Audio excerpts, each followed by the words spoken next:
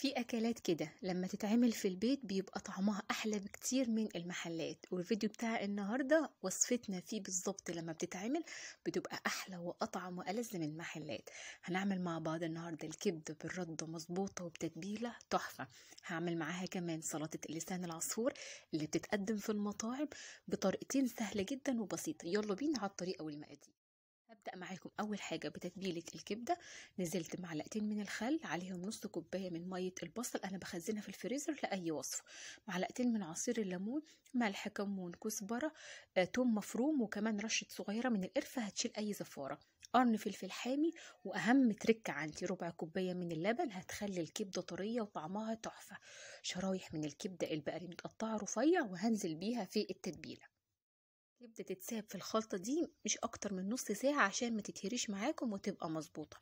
تعالوا اقول لكم على خليط التغطية اللي هنحتاجه: كوباية من الردة، نص كوباية من الدقيق، ربع كوباية من الفيجيتار او البقسماط، معلقة كبيرة من الملح. هقلبهم مع بعض. باخد شرايح الكبدة بعد ما اكون شلت من عليها اي بواقي للتتبيلة، بضغط عليها بايدي كده في الخليط كويس جدا وبشيل اي زوايد. في زيت سخن هتاخد تقريبا 30 ثانية على كل ناحية، وهتحمر وهتستوي وهتطلع معاكم مظبوطة. حمروا كل الكمية وهتبقى معانا جاهزة.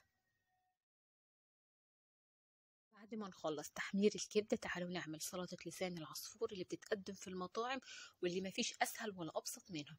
في الطاسة نزلت معلقتين كده كبار من الزيت، عليهم نص كوباية من لسان العصفور. هشوحهم مع بعض لحد ما لسان العصفور يتحمر وياخد اللون الذهبي الحلو بالشكل ده. هشيلهم من الطاسة، ومكانه في الطاسة هنزل بنص بصلاية صغيرة مفرومة ناعم بالشكل ده. هفضل هقلبها لحد ما تاخد اللون الذهبي. عليها بعد كده هنزل ب3 شرايح من الكبدة متقطعين مكعبات صغيرة، وفي اخر الفيديو هقول لكم كمان ممكن نضيفهم كده او نضيفهم ازاي. هقلبهم مع بعض لحد ما تاخد لون. عندي ملح، كمون، كزبرة، بابريكا، توم مفروم، وسنة شطة لو انتوا حابينها سبايسي، بس سنة الشطة تديها طعم حلو قوي. قلبتهم مع بعض كويس. وعندي هنا معلقة من الصلصة، معلقة كبيرة من الصلصة. هنزل كمان بكوبايتين من عصير الطماطم، وهقلبهم كده مع بعض وهسيبهم يتسبكوا الاول.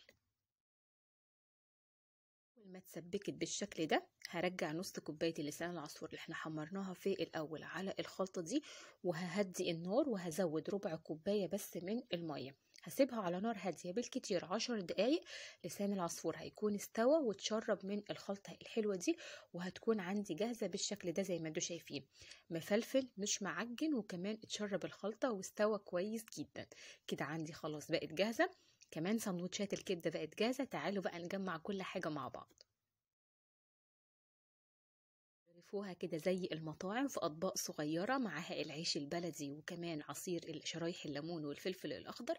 اعملوا سندوتشات الكبدة بالردة، معاها طبعا شوية سلطة الطحينة، وأكلة ولا أجدع مطعم معمولة في البيت بنظافة وطعم، وأحلى كمان بكتير. لازم بجد تجربوها وبس كده.